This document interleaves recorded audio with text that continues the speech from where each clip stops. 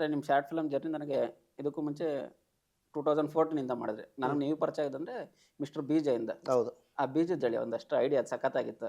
ಅದು ಮಿಸ್ಟರ್ ಬೀಜ ಅಂದರೆ ನಾನು ಐಡಿಯಾ ಮಾಡಿದ್ದೇನೆಂದರೆ ಮಿಸ್ಟರ್ ಬೀನಿಂದ ಮಿಸ್ಟರ್ ಬಿ ತೆಗೆದು ಜಗ್ಗೇಶಿಂದ ಜಾ ತೆಗೆದು ಒಂದು ಲೋಕಲ್ ಚಾರ್ಲಿ ಚಾಪ್ಲಿನ್ ಸ್ಟೈಲಲ್ಲಿ ಅಂತ ಐಡಿಯಾ ಬಂದಿದೆ. ಬ್ಲ್ಯಾಕ್ ಆ್ಯಂಡ್ ವೈಟ್ ಅಂದರೆ ಪರ್ಫಾರ್ಮೆನ್ಸ್ ಓರಿಯೆಂಟೆಡ್. ಆಮೇಲೆ ನನಗೇನಿತ್ತು ಅಂದರೆ ನಾನು ಅದೊಂದು ಫೇಸಲ್ಲಿ ಚಾರ್ಲಿ ಚಾಪ್ಲಿನ್ ಫಿಲ್ಮ್ಸ್ ನೋಡ್ತಾ ಇದ್ದೆ, ತುಂಬಾ ನೋಡ್ತಾ ಇದ್ದೆ. ಅದೊಂದು ಫೇಸಲ್ಲಿ ಫ್ರೀ ಇದ್ದ ಮನೇಲೆಲ್ಲ ಬರೀ ಸೈಲೆಂಟ್ ಮೂವೀಸ್ ನೋಡ್ತಾ ಇದ್ದೆ.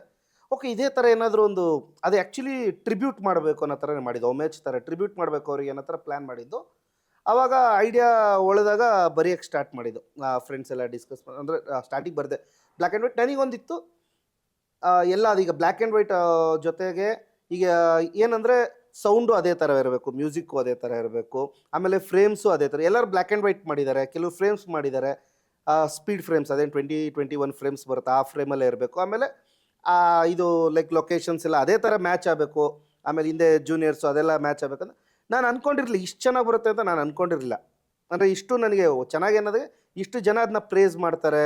ಇಷ್ಟೊಂದು ಕಡೆ ನನಗೊಂದು 5ರಿಂದ 10 ನ್ಯಾಷನಲ್ ಆ್ಯಂಡ್ ಇಂಟರ್ನ್ಯಾಷನಲ್ ಫಿಲ್ಮ್ ಫೆಸ್ಟಿವಲಲ್ಲಿ ಸ್ಕ್ರೀನ್ ಆಯಿತು. ಆಮೇಲೆ ಇಲ್ಲಿ ಮೈಸೂರು ರೆಡ್ ಎಫ್ ಎಮ್ಮಲ್ಲಿ ಒಂದು 3 ಅವಾರ್ಡ್ ಬಂತು.